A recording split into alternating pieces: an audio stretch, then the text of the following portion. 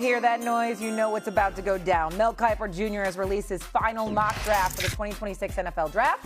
That takes place on April 23rd to the April 25th. He has the Cowboys trading up in the draft, sending the Browns the 12th and 20th pick in exchange for the 6th and 39th picks. Jeremiah Love is projected to go to the Titans at 4. And lastly, he has the Cardinals moving into the back end of round 1 to take Ty Simpson, the quarterback out of Alabama, with the 30th pick. Hello, Mel Kiper Jr. So good to see you here on First Take. Let's go to what the Cowboys should do, of course. Do you think the Cowboys should be trading up to take Sonny Styles? Man, it feels like this is the guy everyone in the NFC East wants. What do you think? Jay, Big D has to stand for more than Dallas. Has to be defense, right? And a big splash is needed to get a guy who's a rare talent. He's a super blue chipper. His name is Sonny Styles. You're not going to get him at 12. You have to move up to 6. Caden Proctor, offensive tackle. Doesn't make sense for Cleveland at 6, but makes sense at 12. Dallas would get back the 39th pick, which is an early second-round choice in this deal. So instead of 12 and 20, that'd be at 6 and 39. And Sonny Styles is exactly what this defense needs. Impactful. You can move him around, moving from safety to linebacker at Ohio State. Did a great job, keep improving game to game, and then had a rare workout in terms of physical and athletic talent.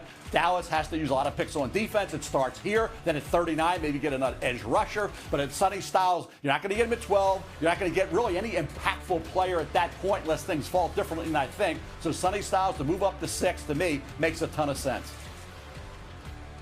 It does make a ton of sense, Mel. 446 speed, 43.5-inch vertical jump, 11-foot-2 broad jump. The brother's special, ain't no doubt about it. And a leader, by the way. Here's my question, Mel. How you gonna move up to get him? I mean, damn, everybody know you want him. Everybody knows how legit he is. How the Dallas Cowboys gonna move up to? What would you have to give up to get from 12 to 6 in the draft, Mel? Yeah, the flip would be 12 up to 6, right? And then you give up 12 and 20, but you get back 39 from Cleveland. So really, it's 12 and 20 for 6 and 39 is what the trade actually becomes. Cleveland would be at the spot at 20, and they'd be at 24, okay? So they'd drop to 12. So they have 3 first-round draft choices, Cleveland would.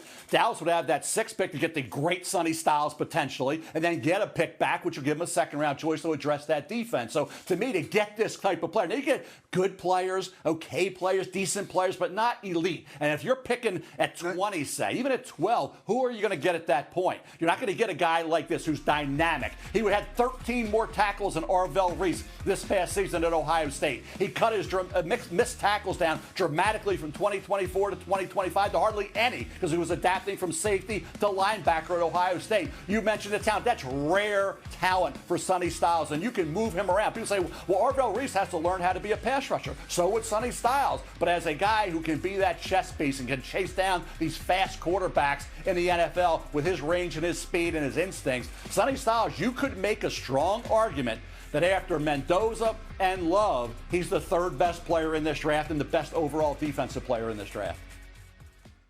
Now, I'm glad you went there because that's where I was going with you, Mel. Excuse me, Shay, for climbing in. I got my man Mel Kiper here. I got to capitalize on this moment right now because you know when we're talking about the draft, if I don't hear from Mel Kiper Jr., damn it, I didn't hear anything. I got to hear from Mel Kiper Jr. Now, Mel Kiper Jr. taught me many years ago, I don't give a damn how great a running back is. You shouldn't be thinking about taking a running back high in the draft. That's what I remember Mel Kiper Jr. teaching me. Yet it comes to Jeremiah Love, and everybody's talking about him. You just pointed out he might be the 2nd best player in the draft, but Mel Kiper Jr. taught me years ago, you really don't want to take a running back that high. That doesn't seem to be what you're saying this year, Mel Kiper Jr. Tell me why.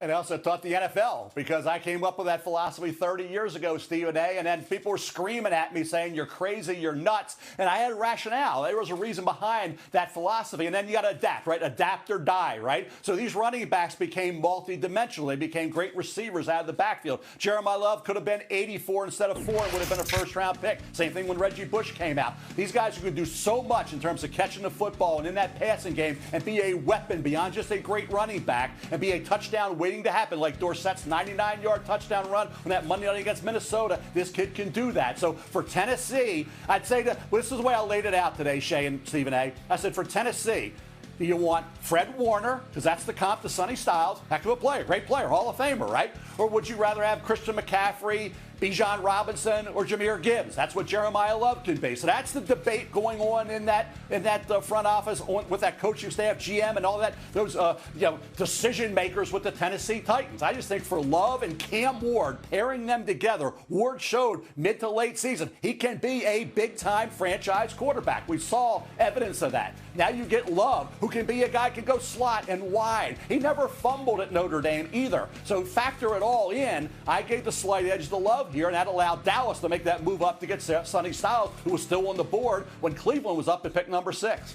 There's some high praise for these players. Look, Jeremiah Love, definitely someone who feels like he's consistently climbing up draft boards. So is someone like Ty Simpson. Now it sounds like he's going to go in the top 20, perhaps. Would you be surprised if he does go earlier in the first round or even late first round at this point?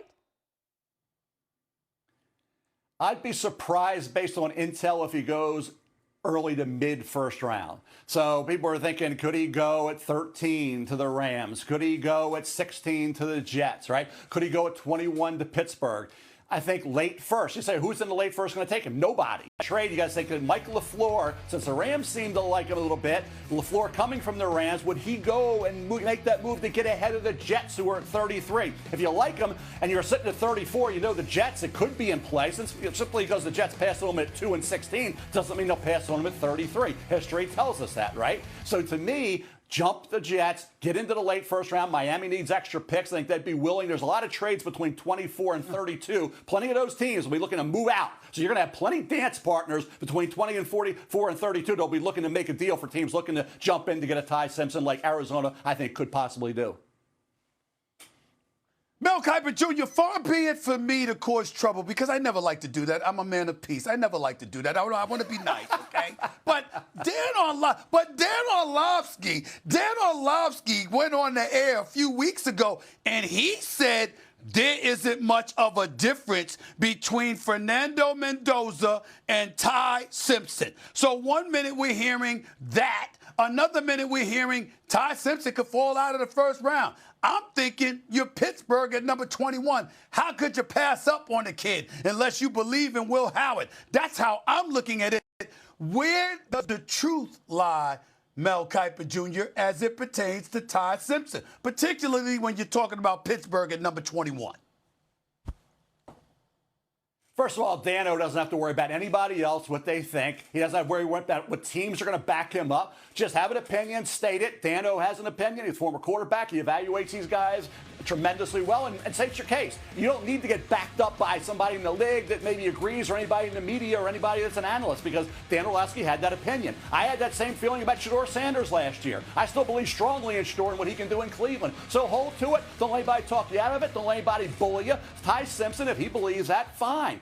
I feel Ty Simpson back in mid-November, Stephen A. and Shea, would have been a top 10 pick. Nobody would have argued. Mid-November, he was 21 touchdowns, only 1 pick. Then he got banged up. Then he had the 5 straight games with a fumble loss. Then he fumbled the ball against Indiana when he was hit by Pons, caused the rib injury. So the bottom line is he had an offensive line that was up and down, inconsistent, not great. No running game, and receivers dropping the football. So for me, yeah, back in mid-November, that's 9, 10 games in, we were talking about top 10 for Ty Simpson. So what Dan Orlovsky said isn't out of the realm of possibility for any analyst think Ty Simpson could be right there. I just didn't see it when I looked at Mendoza. I think Mendoza's a cross between Peyton Manning and Matt Ryan. That's why I have such a high grade on the Indiana quarterback.